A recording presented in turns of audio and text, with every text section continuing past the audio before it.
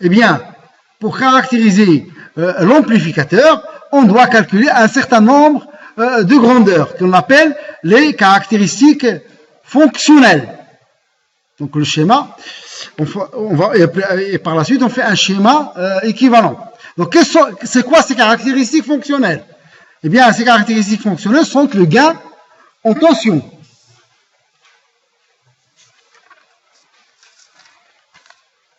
Qu'on appelle le gain AV, et qui est égal à la tension VE sur VS. On va voir plus tard, on parle du gain à vide AV0, c'est la même chose, qui est égal à VE. Pardon, j'ai une bêtise là.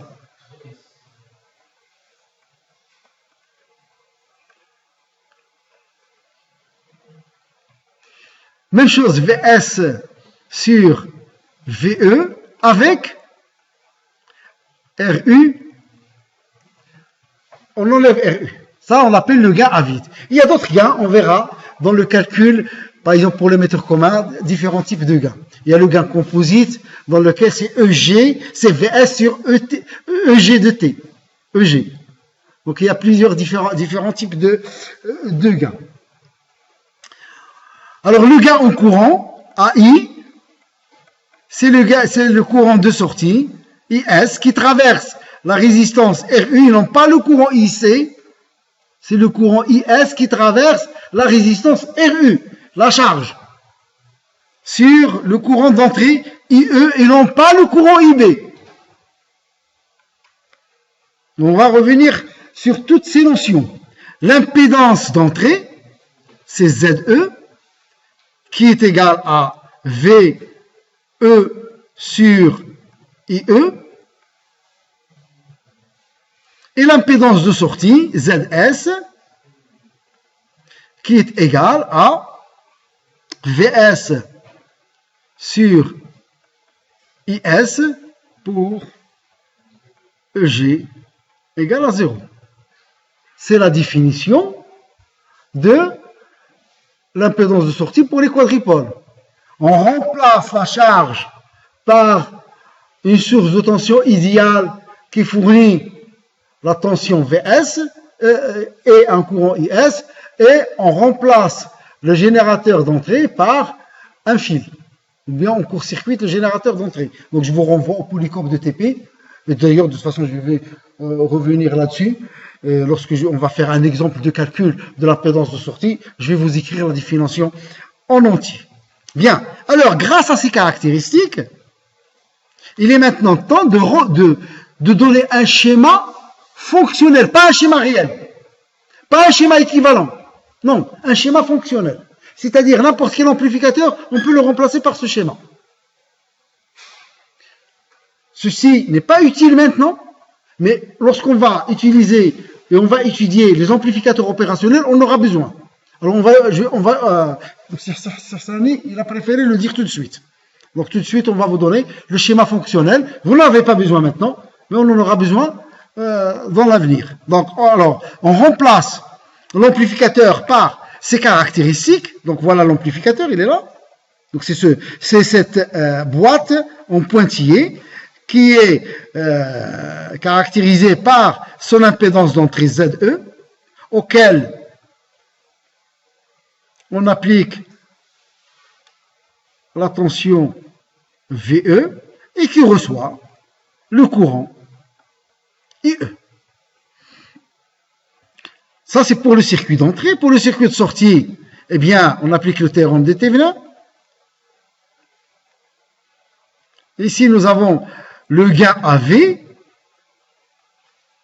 Voilà la tension VE. C'est un générateur de tension qui a le même sens que VE. Et nous avons notre impédance de sortie ZS et on va vers le circuit de sortie. Ici, nous avons le circuit de sortie.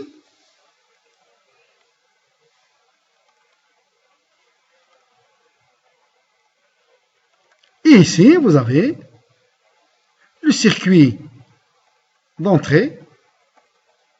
Et entre les deux, on a le l'amplificateur.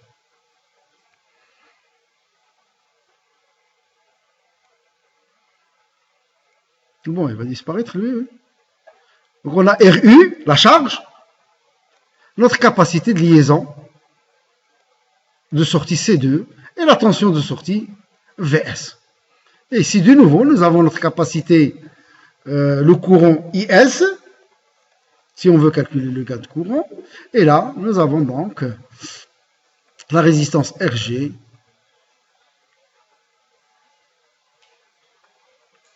de T. La tension VE là ou là, c'est pareil.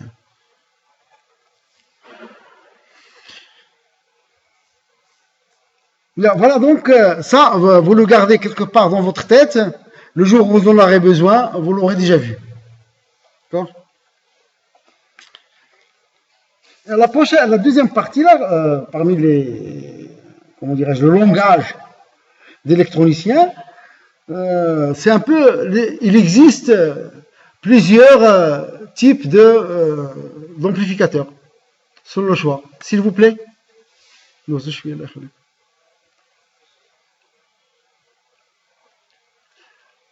C'est pas, non, je suis pas d'accord. Là, non, je suis pas d'accord. Je suis pas d'accord. Vous êtes là, vous suivez avec nous le cours, soit vous restez chez vous. Ça dérange tout le monde. Je regrette, je suis navré. Mais القسم يحترم. Donc, je disais, ceci, on reviendra un peu plus tard là-dessus. Et là, je vais vous parler un peu des amplificateurs. Il y a différents types d'amplificateurs. Chaque application a son amplificateur particulier. On a la façon sur laquelle on a imaginé la construction des amplificateurs, c'est énorme. Donc, on les a un peu classés en catégories.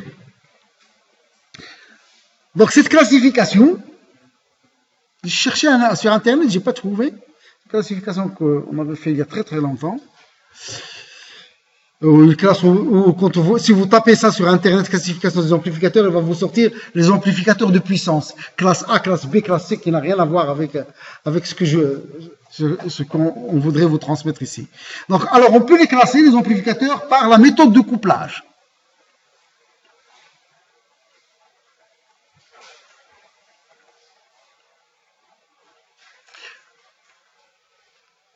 Là, à l'instant, on vient de voir qu'on couple, ou bien couplage ou liaison, hein. Couplage et liaison, c'est pareil. Donc, on couple, ou bien on relie le circuit d'entrée avec l'amplificateur grâce à une capacité C1. On relie l'amplificateur avec la sortie grâce à une capacité C2.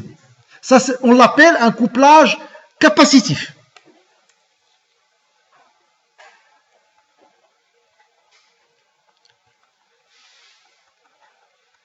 À la place de ces capacités, on peut mettre des selfs aussi.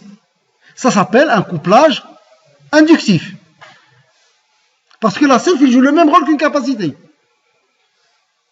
Lorsque la fréquence est très grande, l'impédance est infinie. On peut le rôle inverse.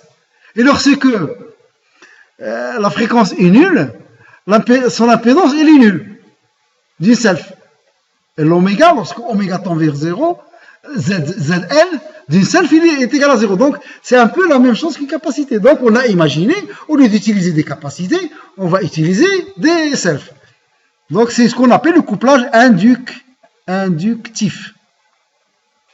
On a aussi un couplage par transformateur.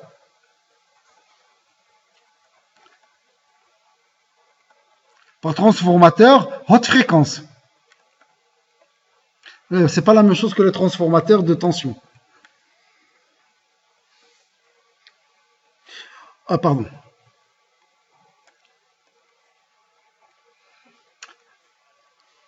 Il y a aussi parfois des grandeurs continues qu'on veut amplifier. Par exemple, supposez que je veux capter la position du soleil dans le ciel. Donc j'ai un capteur de position.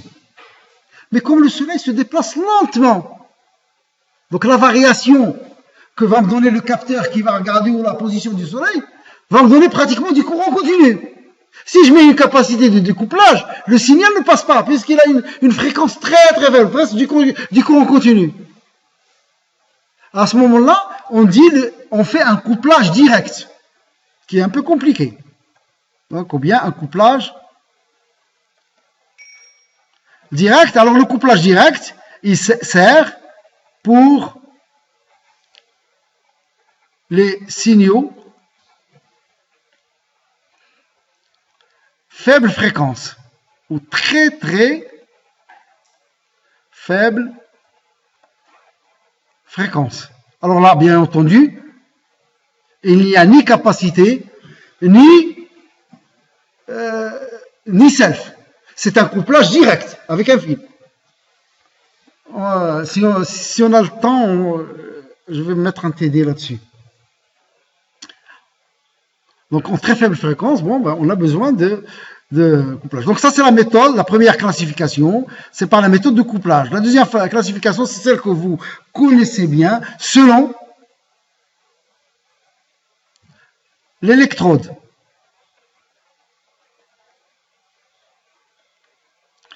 À la masse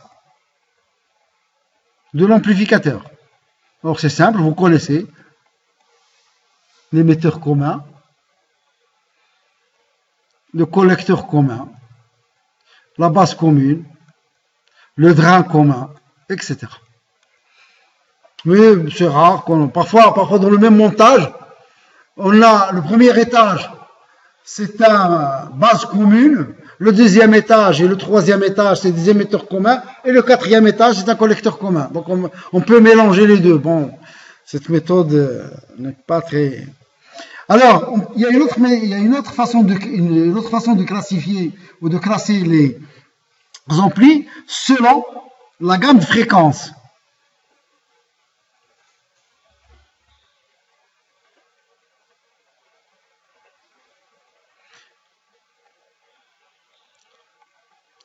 Du signal à amplifier.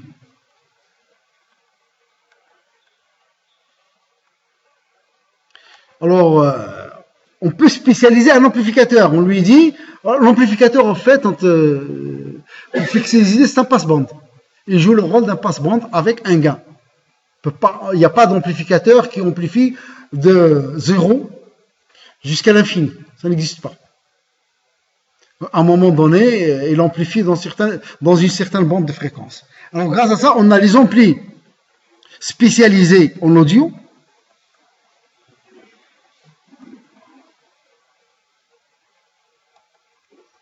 Donc, ce sont des amplificateurs qui amplifient juste les signaux qu'on entend, 20 Hz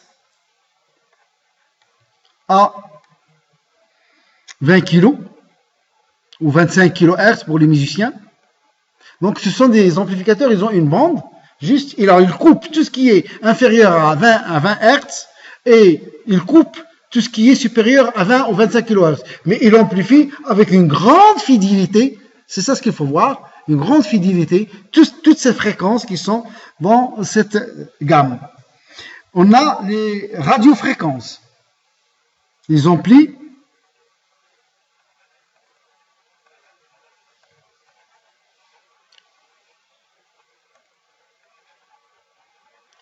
alors, ce sont des amplificateurs qui amplifient des fréquences de radar, donc très supérieures à 20 kHz, voire le gigahertz, et même la dizaine de gigahertz. Ce sont des amplis pratiquement large bande. Alors, les amplificateurs à bande étroite,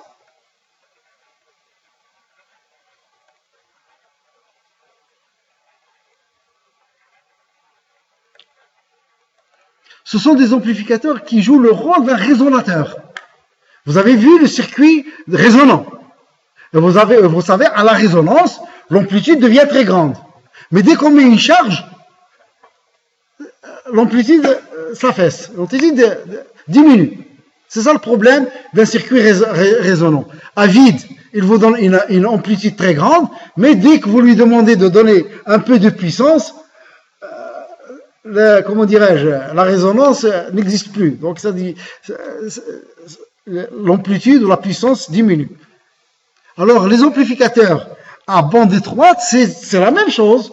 Ils ont la même caractéristique, si vous voulez, d'amplification ou d'impédance comme un circuit résonnant, mais seulement lorsque je prends une charge, il garde cette propriété de résonance. La fréquence de résonance ne dépend pas de la charge. C'est-à-dire qu'ils fournissent quand même de la puissance pour cette fréquence bien particulière. Donc c'est une bande très étroite, par exemple, qui peut aller 450, exemple, pour fixer les idées. 450 à 460 kHz. En dehors de ces fréquences, il n'amplifie rien.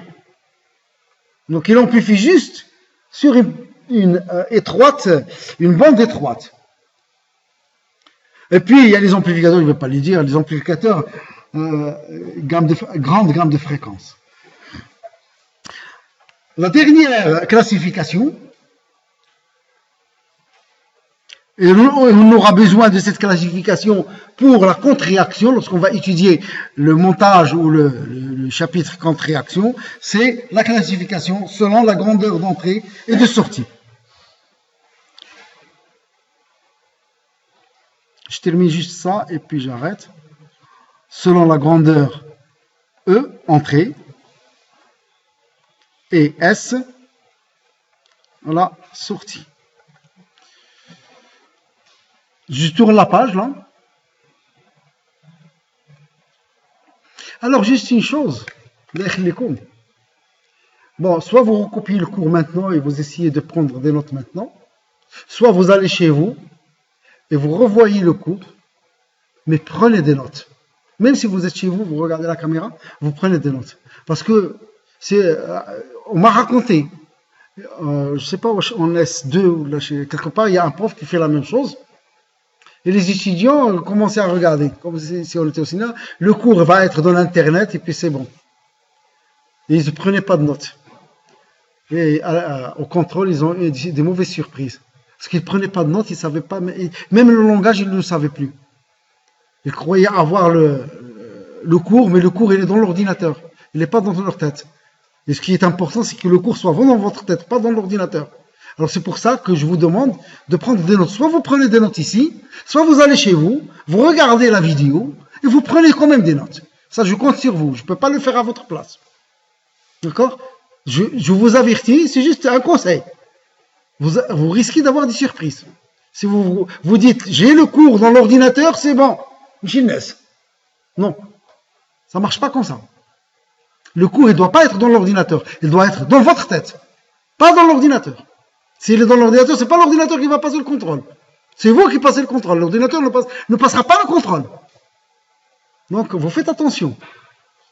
Bon, ça, et puis, c'est pour ça que je demande la présence. C'est pour ça que je demande aux étudiants d'être présents. Pour ça. Bon, j'essaie d'aider, tout simplement.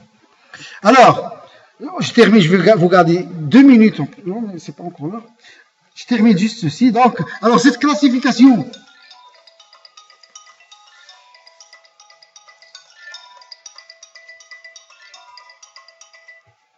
Donc, cette classification se fait, comme je l'ai dit, selon, je répète là, selon la grandeur d'entrée et de sortie. On en aura besoin un peu plus tard. Alors, la grandeur d'entrée peut être un courant et la grandeur de sortie un courant. On parlera alors d'amplificateur de courant.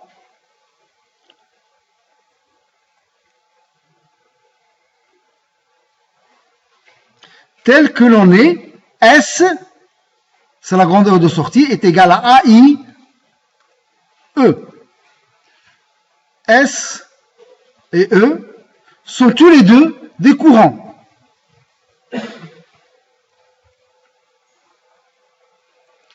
nous avons l'ampli de transconductance.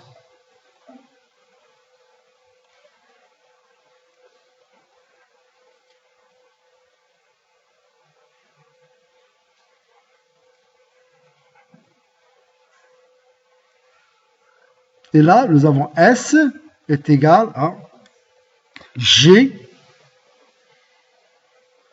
E. Et ici, S, ça sera un courant, et E, une tension. Nous avons l'amplificateur de transrésistance.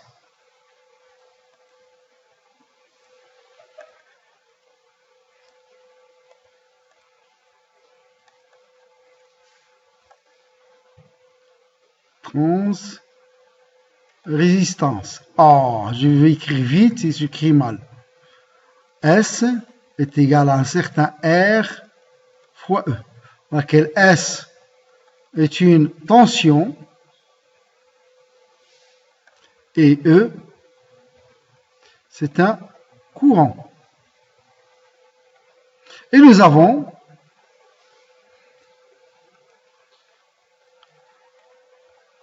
l'ampli de tension S est égal à AV E, où S est une tension et E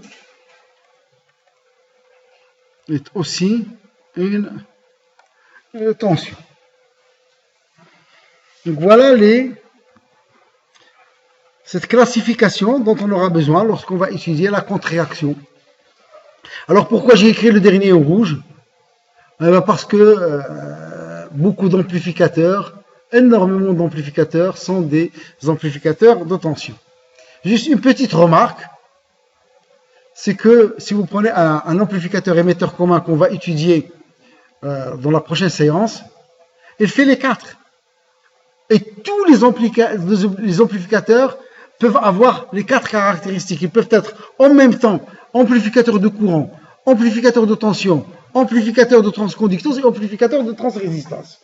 Seulement, parmi ces 4, quand on fait les calculs, on trouve par exemple que le gain en tension est de l'ordre de 200, le gain en courant est de l'ordre de 20, la transconductance est de l'ordre de 1 et la transrésistance est de l'ordre de 10. Et à ce moment-là, la grandeur la grandeur prépondérante, forte, c'est celle qui va dire, voilà, ça c'est un amplificateur de tension. Ou bien un amplificateur de courant, c'est-à-dire le gain en courant est le plus grand, 10 fois plus grand que toutes les autres caractéristiques. Mais un amplificateur peut faire les 4, il a les 4 caractéristiques. Pour un amplificateur, on peut calculer les 4 caractéristiques. C'est quoi calculer les 4 caractéristiques? C'est calculer les rapports. Donc on peut, pour n'importe quel quadripôle, on peut calculer le rapport courant de sortie sur courant d'entrée, on peut calculer courant de sortie sur tension d'entrée, on peut calculer tension de sortie sur courant d'entrée, on peut calculer tension de sortie sur tension d'entrée. Personne ne vous empêche de calculer. D'accord? On peut calculer les 4 caractéristiques pour n'importe quel quadripôle et donc pour n'importe quel amplificateur. Et on trouvera des valeurs. Mais seulement parmi ces 4 valeurs, il y aura une qui est vraiment très très forte. Et à ce moment-là, on va dire c'est un amplificateur de tension ou un amplificateur de transconductance, etc. Voilà, j'arrête.